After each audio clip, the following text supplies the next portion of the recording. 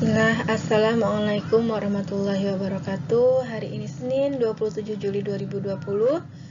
Alhamdulillah kita dapat melanjutkan pembelajaran kembali pada pelajaran tematik.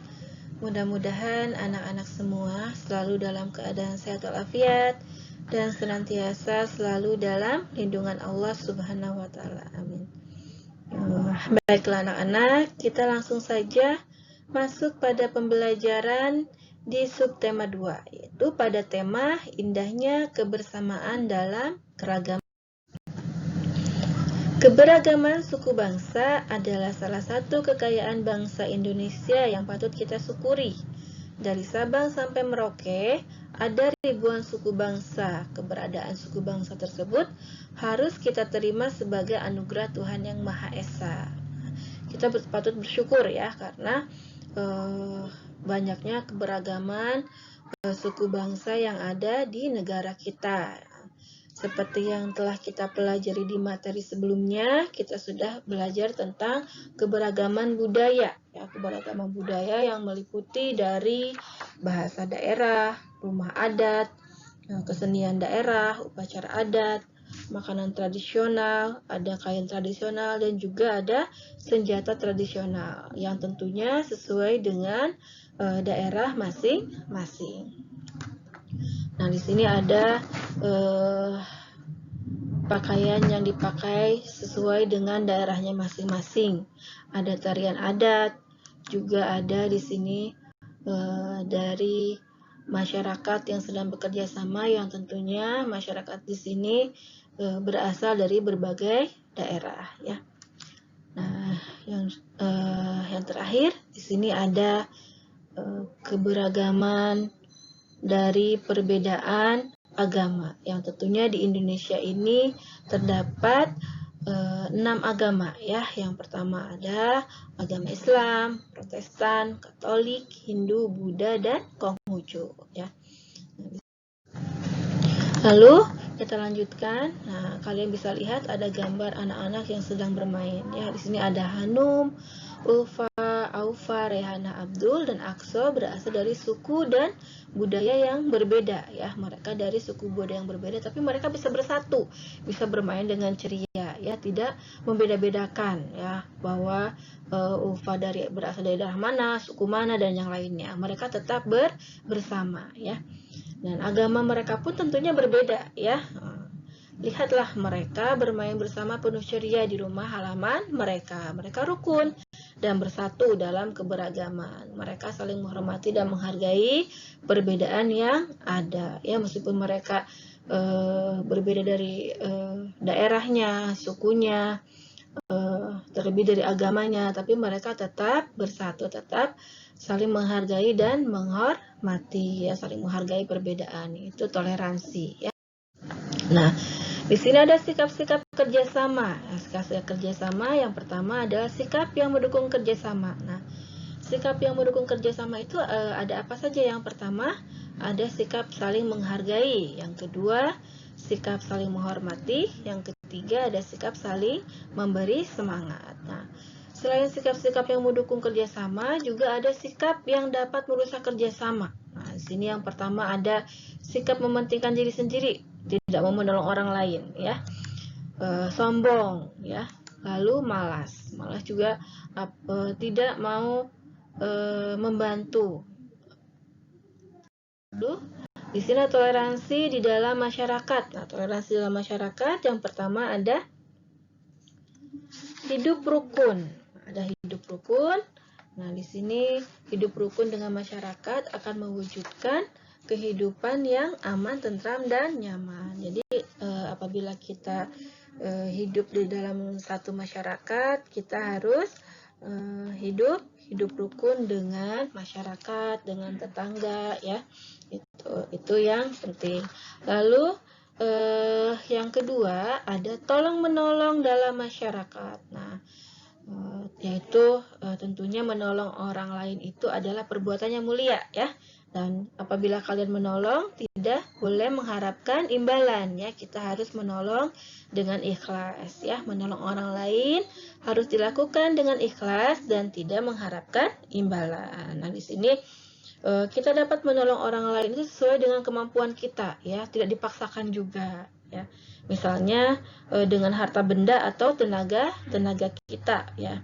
Nah, hal itu bisa dilakukan dengan misalkan saat terjadi bencana alam seperti gempa bumi, banjir, tsunami, dan juga gunung meletus. Nah, saat bencana itu kan biasanya banyak tuh orang-orang yang kehilangan harta bendanya, juga kehilangan saudaranya, kehilangan dari salah satu keluarganya, ya. Nah, dari itu kita harus menolong. Nah, dengan apa kita menolongnya?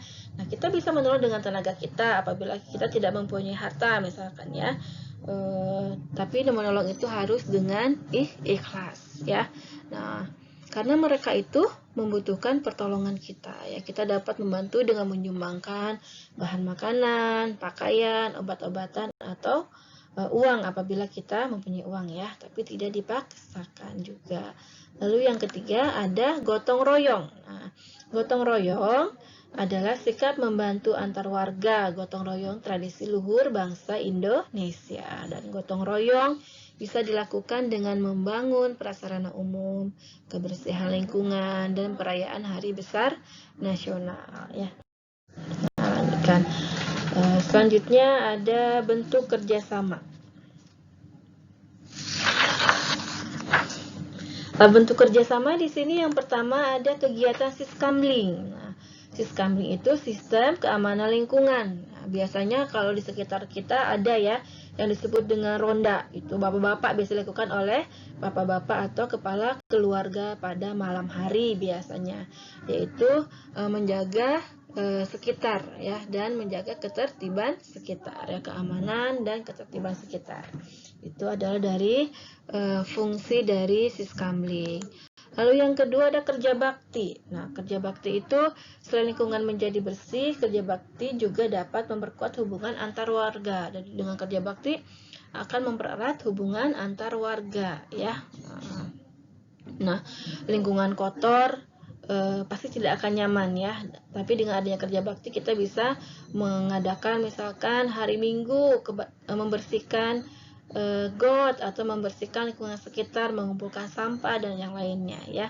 Dan juga kita bisa membersihkan saluran-saluran yang tersumbat dan yang lainnya, ya. Kerja bakti juga dapat membuat pekerjaan kita menjadi ringan, ya.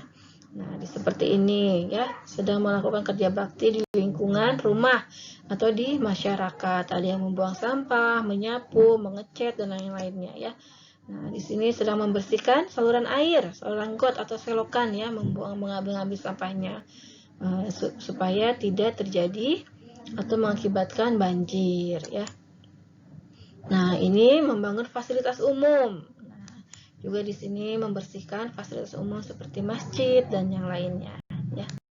Lalu kemudian di sini ada organisasi dalam masyarakat. Nah, ternyata di masyarakat itu ada organisasi. Ya, apa saja organisasinya yang ada di masyarakat? Yang pertama itu ada Badan Permusyawaratan Desa atau BPD, ya. Nah, BPD ini berfungsi mengayomi adat istiadat, membuat peraturan desa, menampung dan menyalurkan aspirasi rakyat, serta melakukan pengawasan terhadap penyelenggaraan pemilihan desa atau pemerintahan desa. Nah, yang kedua ada pembinaan kesejahteraan keluarga atau PKK. Nah, biasanya PKK itu sering dilakukan oleh ibu-ibu, ya. Nah, PKK merupakan organisasi yang beranggotakan ibu-ibu di setiap RT atau RW sampai tingkat pusat, ya, di sini. Lalu yang ketiga ada Karang Taruna, dan Karang Taruna ini biasanya terdiri dari para remaja, ya, pemuda-pemudi yang ada di desa atau di kelurahan. Nah, Karang Taruna ini berfungsi sebagai wadah pembinaan para pemuda dan pemudi di desa atau di kelurahan. Biasanya mereka mengadakan kegiatan-kegiatan yang bersifat positif, misalkan kesenian, bakti sosial, dan olahraga. Ini biasanya dilakukan oleh Karang Taruna. Nah, setelah tadi ada organisasi dari masyarakat, ada manfaat, kerja sama. Ya, apa saja manfaat kerjasama? Nah, di sini manfaat kerjasama yaitu ada pekerjaan menjadi cepat selesai. Ya, dengan kerjasama pekerjaan menjadi cepat selesai, pekerjaan menjadi lebih ringan, mempererat hubungan baik dengan orang lain. Juga terciptanya lingkungan yang aman dan sehat. Ini adalah manfaat dari kerja sama. Nah, anak-anak, materi hari ini